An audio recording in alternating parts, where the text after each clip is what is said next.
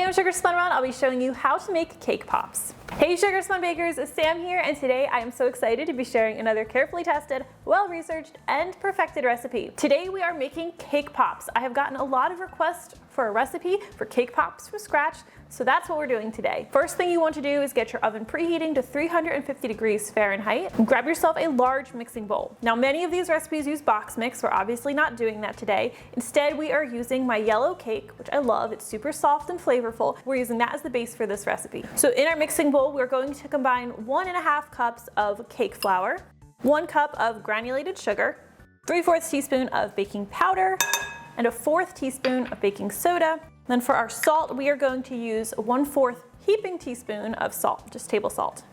Whisk everything together until this is all nicely combined. Next, we'll add our butter and our oil. We're going to use 6 tablespoons of melted unsalted butter. Of course, I want to scrape all of that butter in here. Don't waste a drop of it.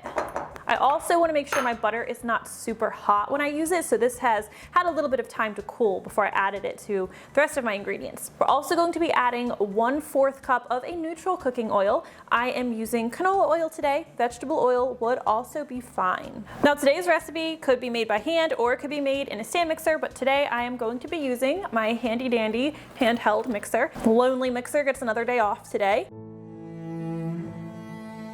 And I'm going to stir this together until all of the flour mixture is moistened. So once these ingredients are thoroughly combined, I'm going to add a 1/2 cup of sour cream. Love using sour cream in cakes, makes them super tender, super moist, super flavorful, just super good. And I'm also going to be adding 1 large egg and 1 egg yolk. Always crack your eggs in a separate bowl. Here's our egg. And anytime you're making a cake, unless otherwise indicated, it's ideal for all of your ingredients to be the same temperature. So my eggs, my sour cream, my milk, they're all room temperature. We'll also add our vanilla flavoring. This is a teaspoon of vanilla extract, and stir everything together again until it is thoroughly combined. Just turn your mixer to low speed and we will add our milk. We're using a 1/4 cup of milk. I am using whole milk today.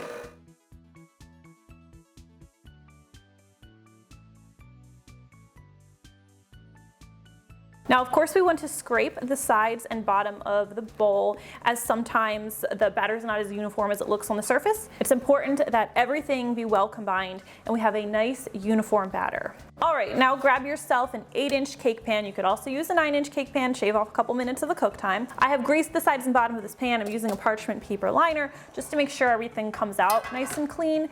But since we're going to be breaking this cake up, that's not as critical with today's recipe. Love this cake recipe. It's made in 1 bowl, super easy and really good.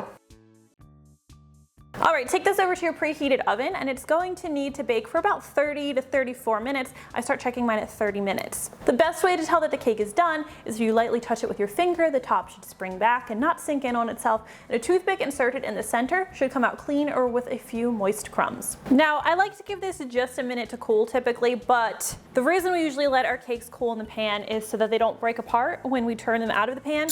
In this instance, we're going to be breaking the cake momentarily anyway, or once it cools. So I'm just gonna go ahead and flip it now. It's hot, so be careful. Now we do wanna make sure we let this cool completely before we start making our cake pops. So while the cakes are cooling, we can go ahead and prepare our frosting that we'll be using to make these cake pops. We're going to start with 1 stick or 1/2 cup of softened unsalted butter. I'm going to use my electric mixer to briefly beat this until it's nice and creamy. And we are going to gradually add our powdered sugar. I have 2 cups of powdered sugar here. Just gonna add this a little bit at a time.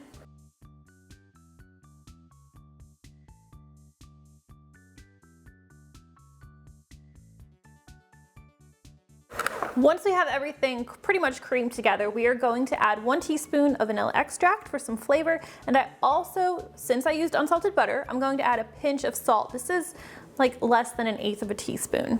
Stir that in. And then to lighten this frosting up just a little bit, we're going to add some heavy cream. I have 2 tablespoons here. I'm gonna stir in just 1 tablespoon for starters. And once that's incorporated, I'll add my 2nd tablespoon and just briefly beat this on high speed for a couple of seconds. Okay, now let's grab a large mixing bowl and we're going to grab our cake.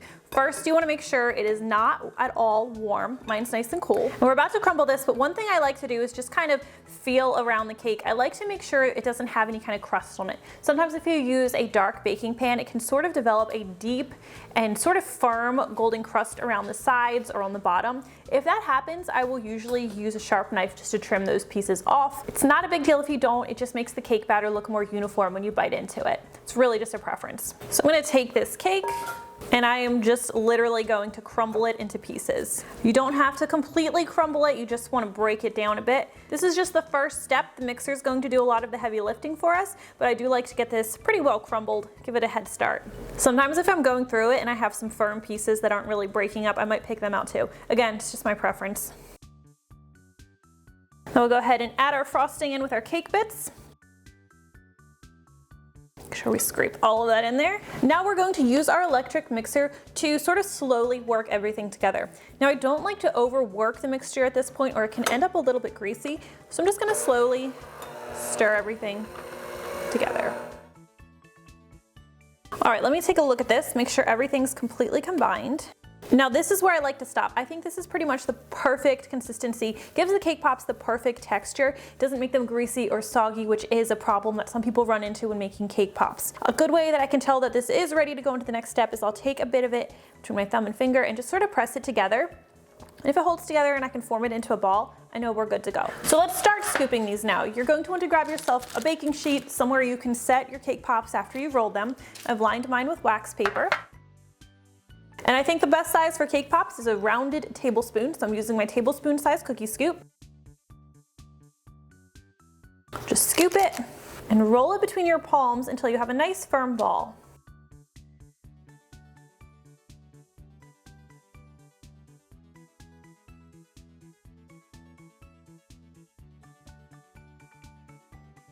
Once you've rolled all of your cake pops, we're gonna take them over to the freezer where they're going to chill for just 30 minutes. So while the cake pops are chilling, there are a couple things we can do to get prepared for dipping them. First thing you're going to want to do is you're going to need to set yourself up with a stand where you can place your cake pops so that the chocolate can harden on them. What I like to do is use an empty cardboard egg crate. I just flip it over and I've taken a wooden skewer, and you can see I've already done it with this egg crate. This is my cake pop egg crate, that's why there's chocolate on it. But I just insert the wooden skewer straight down. You can see it, we'll do a second one here. And then pull it out. We want to make sure that our cake pops fit nicely in there, and mine do. As for the cake pop sticks, I got these off of Amazon. I will make sure to link to them. Now let's talk about the chocolate that you'll use for dipping. If you'd like, if you want to be a little bit fancy, you can use tempered chocolate. You can temper chocolate at home, or you can use almond bark. But today I am going to be using Ghirardelli melting wafers. This is not an ad for them or anything. This is just a very convenient option for dipping cake pops. And one thing I love about it is that the chocolate solidifies very quickly. You can use white chocolate or dark chocolate. Today, I think I'm going to use the regular chocolate today, dark chocolate. I also like to cover my cake pops with some sprinkles for a nice pop of color, so you want to have some sprinkles ready if you'll be using that. Another good coating option after you've dipped them in chocolate is to take my funfetti crumbs that I shared a little while ago, crunch those up and sprinkle them over. It adds a super nice texture to the cake pop, a little bit of crunch. I'll usually melt 10 to 12 ounces of chocolate. It's a little bit more than I actually need for making the cake pops, but you need to have some extra. That way you're not scraping the bottom and messing them up while you're dipping them. Now, my cake pops are just about ready to come out of the freezer, so I'm going to go ahead and start melting my chocolate, just according to the package instructions.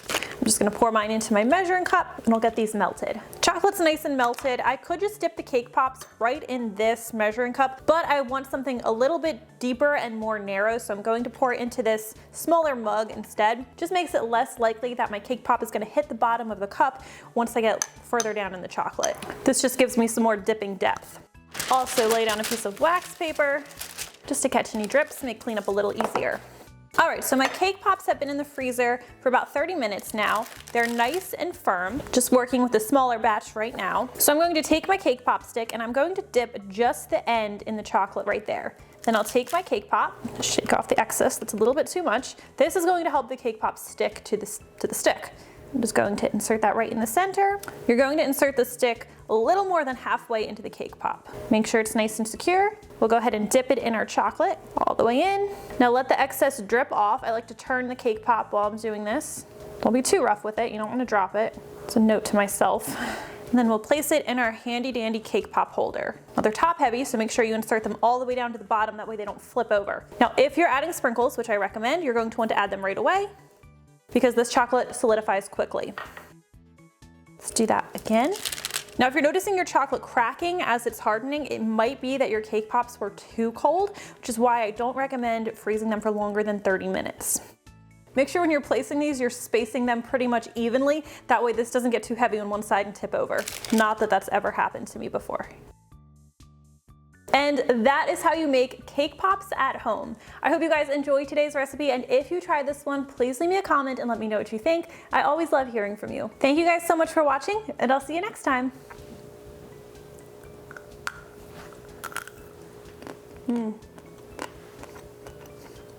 These are really good.